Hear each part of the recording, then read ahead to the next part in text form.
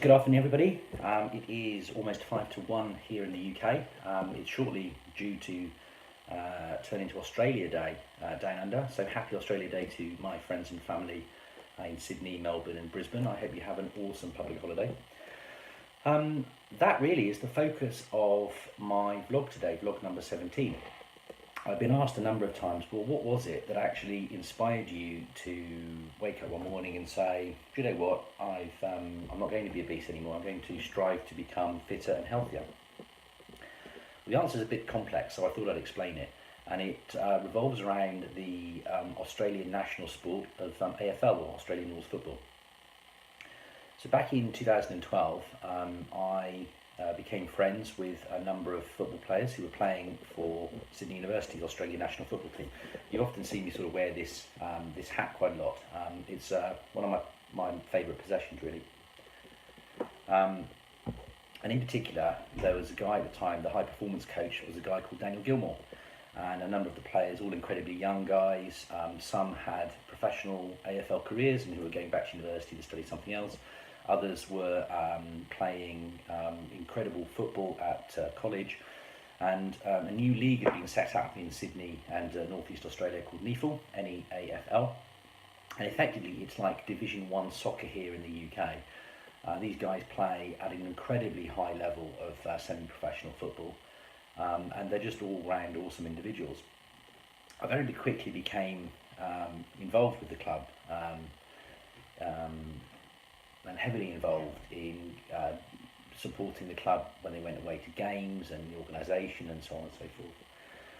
And I was amazed and inspired by how the young players, many of them 17, 18, 19 and their early 20s, how they worked together for the benefit of their team, how they put their self-interest second and the interests of their team and club first.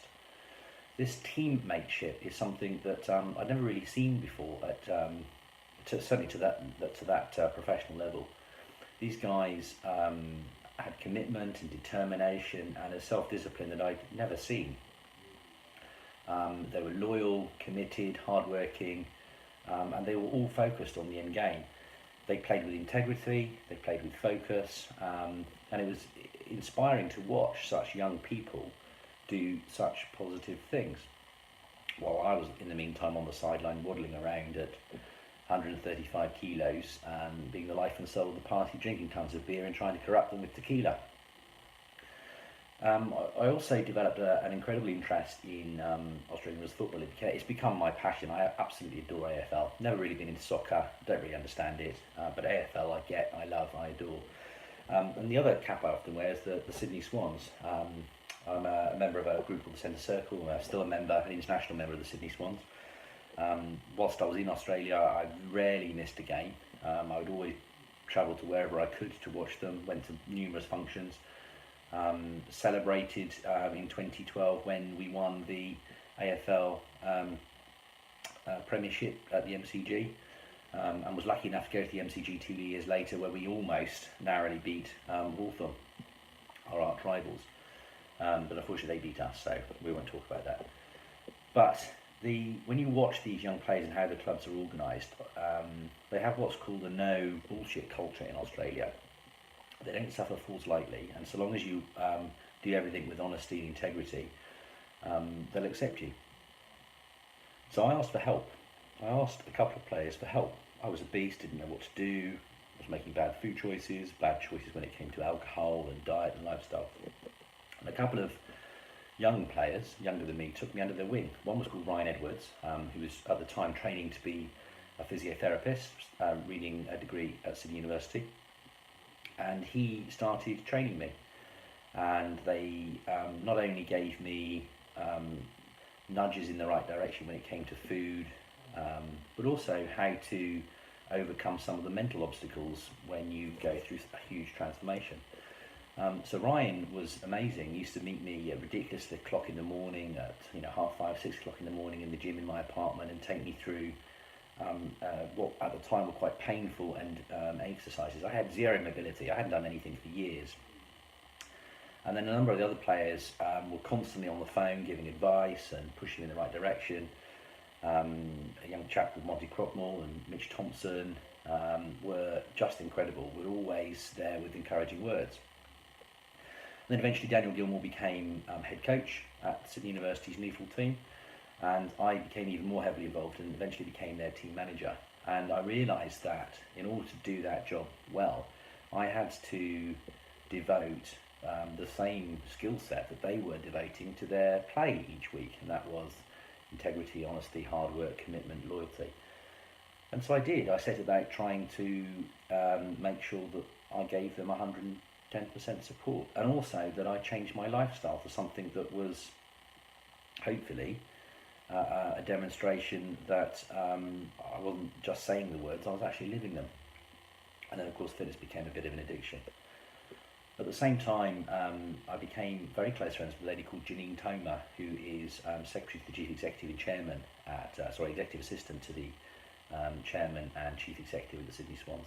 And her and I have become incredibly close friends. And without going into any details, but Janine is an incredibly inspirational person. She inspires many people, me particularly. And when I was going through a difficult time of adjusting from being obese to lean and skinny, she was never very far away, and she still isn't now, even though she's 10,000 miles away. She's always there to give you a pat on the back and some support. I think what I'm trying to get at is that my inspiration for getting fit was being surrounded by young people who are half my age almost, not quite, but almost half my age, who had a work ethic and a view on life and a view of each other that I had never experienced or seen before, and it was truly inspirational. So the motivation for me getting fit was learning from them, was being inspired by what they did every day and how they communicated with each other, how they dealt with each other, how they dealt with conflict, how they dealt with situations that would be beyond their control. And Daniel was head coach, and the strategies that he was implementing each week to get the best out of his team, there were a lot of life lessons that I took on board, things like focus on those things within your control and ignore those that you can't.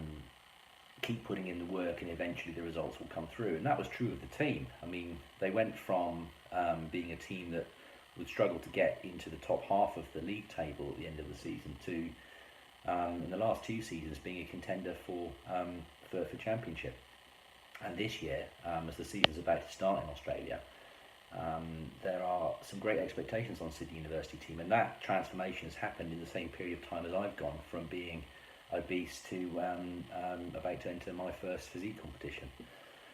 So really, I'd like to say thank you to Sydney University's Australian national football team and to the young players and coaching staff who inspired me and still do. I still follow them avidly. I'm still, as far as I'm concerned, America Blue and Golds. I'm still a team supporter and always will be. And also to the Sydney Swans. And to AFL generally. There's something about that code of football that is unique. It's uniquely different. If you've never followed a game of AFL, then I suggest you watch one. It's incredibly hard. These guys are tough, fit, and very intelligent, and they always have to be thinking one step ahead of everybody else. So thank you, Sydney University. Thank you, Sydney Swans. Thank you to the guys I've mentioned. Good luck on your forthcoming 2017 seasons. I'll be watching from the UK, and when I return to Sydney later in the year after competition, I look forward to catching up with all of you and to having celebratory beer. Thanks guys, have a great day. See you all soon. Bye bye.